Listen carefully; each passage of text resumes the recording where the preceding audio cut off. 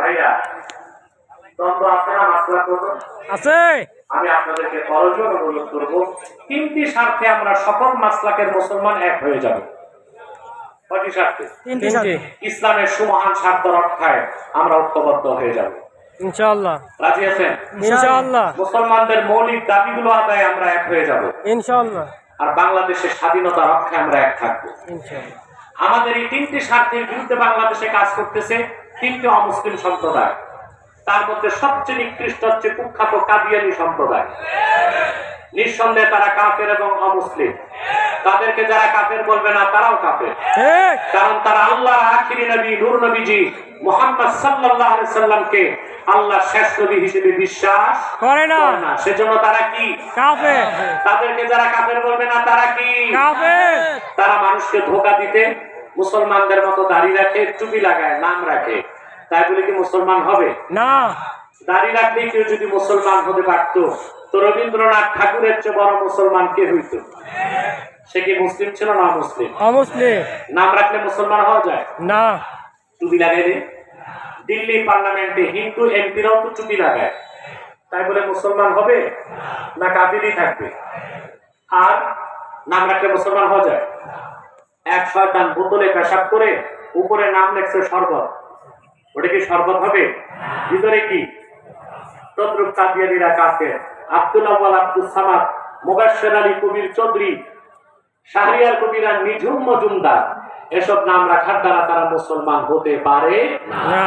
আমার ভাইরা, আমার বন্ধুরা, আমার আল্লাহ ও নূর নবীজি আমার মুহাম্মদ সাল্লাল্লাহু আলাইহি ওয়াসাল্লামের ইসলাম ও কোরআনের হাজার হাজার হাজার বছর পরে বর্তমান ভারতের কুখ্যাত পাঞ্জাবের কুখ্যাত গুরুদাসপুরের কুখ্যাত কাদিয়ানী ইংরেজ আমলে এক শয়তান নিজের নবী দাবি করছে।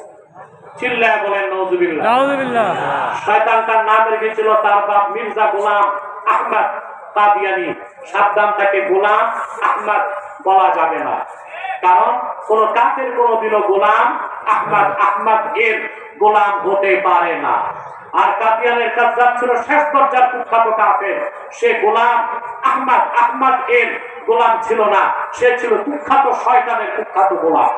ঠিক। কাদিয়ানের কাজ্জাব মিথ্যা নবুয়তের দাবিদার মির্জা গোলাম শয়তান কাদিয়ানীর উপর গজব এসেছে 1908 সালে। যখন গজব এসেছে, কাদিয়ানের কাজ্জাব মিথ্যা নবুয়তের দাবিদার ইংরেজদের পা চাকা গোলাম মির্জা গোলাম শয়তান কাদিয়ানী ধ্বংস হয়ে কুখ্যাত জাহান্নামের কুখ্যাত কুকুরে পরিণত হয়েছে। তার অনুসারীরা ধ্বংস হয়েছে। বর্তমানে কিছু কাদিয়ানী বাংলাদেশে আছে।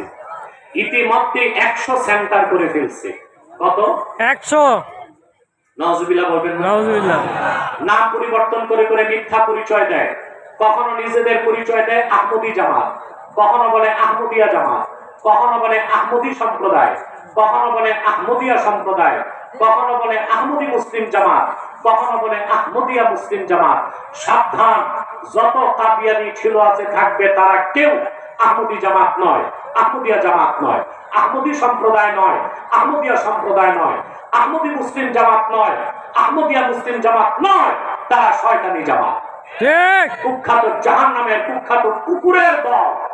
আমাদের সকল দলের একটাই দাবি, অনতিবিলম্বে স্বাধীন বাংলায় শয়তান কাদিয়ানীদেরকে রাষ্ট্রীয়ভাবে অমুসলিম ঘোষণা করতেই হবে, করতেই হবে, করতেই হবে। এই দাবি আদায়ে যদি জানমাল দিতে হয়, কারা কারা প্রস্তুত আছেন হাত তুলে দেখা। ইয়া রাসূলুল্লাহ। জিন্দাবাদ, জিন্দাবাদ। সম্মানিত সুধী, এই শয়তান কাদিয়ানীদেরকে অর্থনৈতিক সহযোগিতা করবেন না। করবেন না? করেন না? জি করেন। প্রাণ কোম্পানির যত জিনিস তাদের, সেজান কোম্পানির জুস তাদের, আর এফএল এর পণ্যগুলো তাদের, প্রথম আলো নামের প্রথম অন্ধকার পত্রিকা, ডেইলি স্টার, কালের কণ্ঠ, এগুলো তাদের। নৈতিক দায়িত্ব হিসেবে এগুলো ধরবেন না, কিনবেন না, বেচবেন না। মনে থাকবে? আরেকটা মুসলিম সম্প্রদায় বাংলাদেশের থাবা বিস্তার করতে চায়। এটা খ্রিস্টানদের একটা দল, এদের নাম ইসাই জামাত। কি নাম? ইসাই জামাত। 1975 সাল থেকে এই পর্যন্ত 2.5 লক্ষ পরিবারকে তারা খ্রিস্টান বানিয়েছে।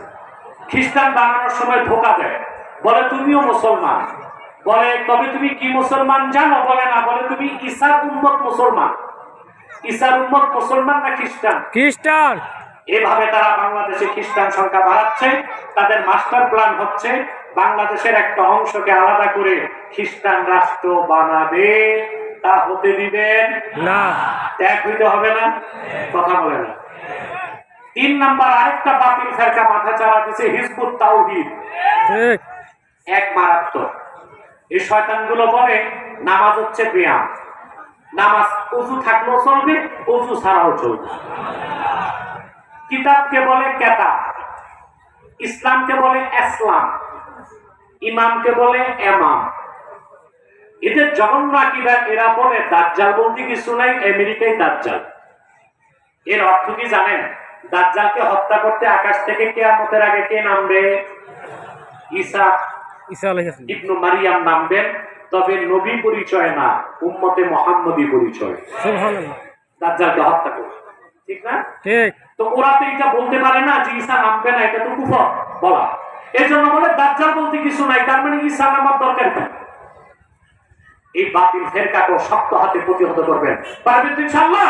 ইনশাআল্লাহ। আল্লাহ আমাদেরকে কবুল করুন, আমিন। নেদা ইসলামকে কবুল করুন, আমিন। ইসলামের খেদমত, মুসলমানের খেদমতের জন্য নেদা ইসলামকে কবুল করুন, আমিন। আল্লাহ তাআলা শেখ মাসুদ আহমদকে কবুল করুন। আমিন। আপনারা যারা এসেছেন দুপুরবেলা, আমি মুনাজাত করছি না, আপনাদের পীর সাহেব আপনাদেরকে নিয়ে মুনাজাত করবে জুমার নামাজের পরে। আপনারা জুমা পড়ে যাবেন না? ইনশাআল্লাহ। চলে যাচ্ছি, মুনাজাতে আমার জন্য দোয়া করবেন। এখন আমি বসবো 1 মিনিট, পীর সাহেব কিছু বলবে, তারপর আমি উঠবো।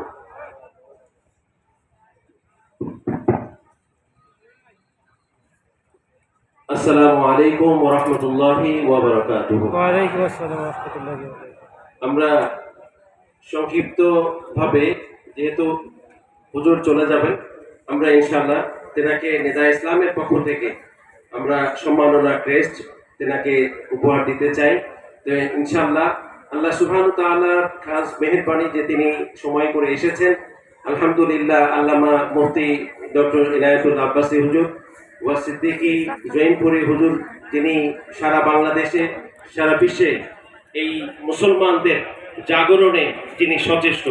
আজকে তেনার এই শুভাগমনে আমরা খুশি। আলহামদুলিল্লাহ, নেদা ইসলাম সবসময় এই আহলে বাইত রাসূল সাল্লাল্লাহু আলাইহি ওয়াসাল্লামের প্রেমিক এবং আল্লাহর হাবিব সাল্লাল্লাহু আলাইহি ওয়াসাল্লামের প্রেমিক হিসাবে, আল্লাহর ওলিদের প্রেমিক হিসাবে সবসময় আছে, থাকবে ইনশাআল্লাহ। এবং আমাদের জয়ন্তপুরে হুজুরের সাথে আমরা আছি ইনশাআল্লাহ। ইনশাআল্লাহ। সারা বাংলাদেশে নেদা ইসলাম শান্তির ডাক, শান্তির আহ্বানে আমরা সারা বিশ্বময় ইনশাআল্লাহ। আমরা এখনই হুজুরকে সম্মাননা ক্রেস্ট উপহার দিব। আপনারা সকলেই একটু ধৈর্য ধারণ করুন। এ ভাই উঠবেন না, আমি তো উঠি নাই। আদর তুমি রাখেন ভাই, বসেন, তারপর জুমার নামাজ হবে ইনশাআল্লাহ, তারপর বিদায় নিবেন।